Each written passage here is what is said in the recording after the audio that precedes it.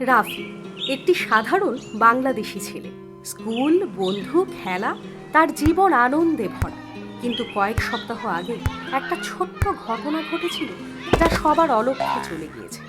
তখন সবাই ভেবেছিল এটা সাধারণ জ্বর, গলা ব্যথা, কয়েকদিনেই সেরে যাবে। কিন্তু শরীরের ভেতরে তখনও একটা জীবাণু কাজ করছিল। রাফি, আজ কি হলো তোর? খেলবি না? ওহ, হঠাৎ পায়ের গিরায় প্রচন্ড ব্যথা, দাঁড়াতেই পারছি না। এই দেখো না, রাফির পায়ের গিরাটা কেমন ফুলে গেছে। আর এই কয়েকদিন আগেই তো ছেলেটা জ্বর আর গলা ব্যথায় ভুগলো। হ্যাঁ, তখন আমাদের স্বাস্থ্য বাবা বলেছিলেন এমন হলে ঢাকার বাতজ্বর হাসপাতালে নিতে। আমরা তখন গুরুত্ব দেইনি।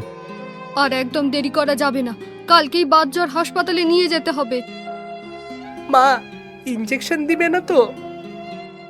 ভয় নেই বাবা, ওখানে সবাই তোমার বন্ধু। আর তুমি না কত সাহসী ছেলে।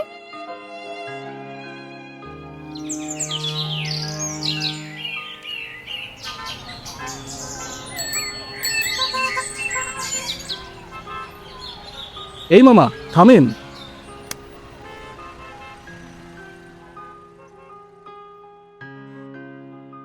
রাফি, তোমাকে স্বাগতম। তোমার মতো অনেক শিশু বাতজ্বরে আক্রান্ত হয়ে এখানে নিয়মিত আসে। সুস্থ হয়ে তারা আবার ফিরেও যায়। তারা আবার স্বাভাবিকভাবে স্কুলে যায়, খেলাধুলাও করে। সত্যি? এখানে তো ভয়ের কিছুই নেই। জাতীয় বাতজ্বর ও হৃদরোগ নিয়ন্ত্রণ কেন্দ্র ঢাকার শেরে বাংলা নগরে অবস্থিত। বাতজ্বরের জন্য বাংলাদেশের একমাত্র বিশেষায়িত হাসপাতাল।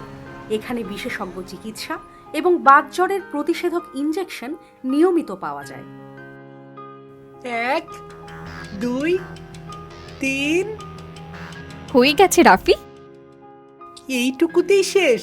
কিন্তু আমি তো ভেবেছিলাম অনেক বেশি ব্যথা লাগবে। এই যে এতটুকু ব্যথা সহ্য করলে, এটাই তোমার হার্টকে সুরক্ষা দেবে। রাফি, এটা শুধু আজকের জন্য নয়, প্রতি মাসে একবারে ইনজেকশন নিতে হবে। যেমন তুমি প্রতিদিন স্কুলে যাও, ঠিক তেমনই। আমি ভুলবো না। আমি তো এখন বুঝেই গেছি এটা একদমই ভয়ের কিছু না। আমি বাতজ্বর হাসপাতালে গিয়েছিলাম, মোটেও ভয়ের জায়গা না। ডাক্তাররা সত্যিই আমাদের বন্ধু। তুই তো এখন আগের মতোই খেলিস।